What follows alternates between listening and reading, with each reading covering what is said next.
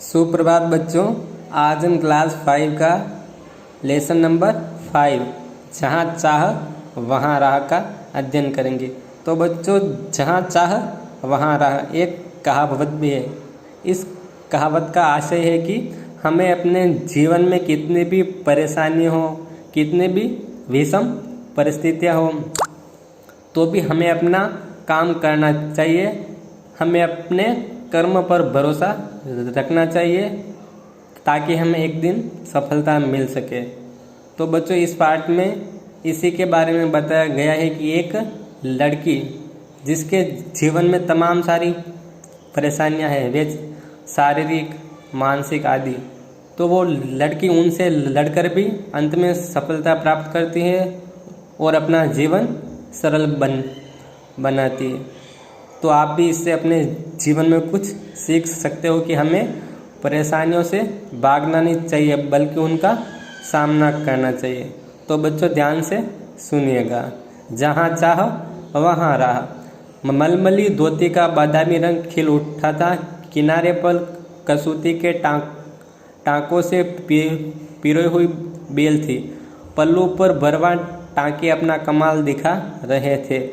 सुनहरे रूपले बेल बूटों से जान आ गई थी मलमल में। इन बेल बूटों को सजाया था इला सचानी ने। इला की हिम्मत की अनूठी मिसाल है ये कढ़ाई के नमूने। 26 साल की इला गुजरात के सूरत जिले में रहती है।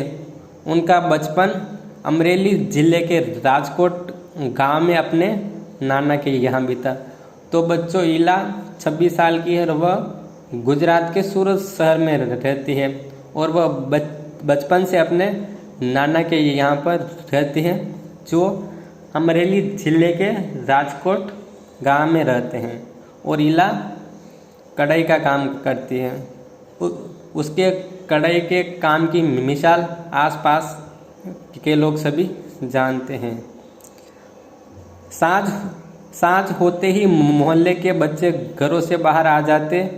कुछ मिट्टी में आड़ी तिरछी लकीरें खींचते, कुछ कनेर के पत्तों से पीटी बजाते, कुछ गिट्टे खेलते, कुछ इधर उधर से टूटे फूटे घड़ों के ठीकरे बटोर कर पिट्टू खेलते। ठीकरे मतलब बच्चों की गड्ढे के छोटे छोटे टुकड़ों को ठीकरे कहते हैं। जब इन खेलों से मन भर जाता तो पेड़ की डालियों पर झूला डालकर ऊंची ऊंची पेंगे लेते और ऊंचे स्वर में एक साथ गाते। कच्चे नीम की निम्बोरी सावन जल्दी आइए रे। कच्चे नीम की निम्बोरी सावन जल्दी आइए रे। बच्चों, तो इलाके गांव के बच्चे जब सांझ होते ही अपने घरों से बाहर निकल जाते खेलने के लिए। कोई गाने गाता तो कोई इधर उधर भागता तो कोई गाने गाता। ठीक, इला गाने में तो उसका साथ देती पर उसके साथ पेंगे नहीं ले पाती। रस्सी पकड़ने को हाथ बढ़ाती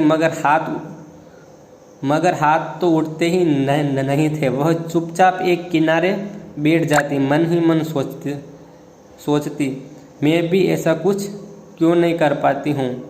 बच्चे भी चाहते हैं कि इला किसी न किसी तरह तो उनके साथ खेल सके। कभी कभार वह पकड़म पकड़ाई और विष अमृत के खेल में शामिल हो जाती।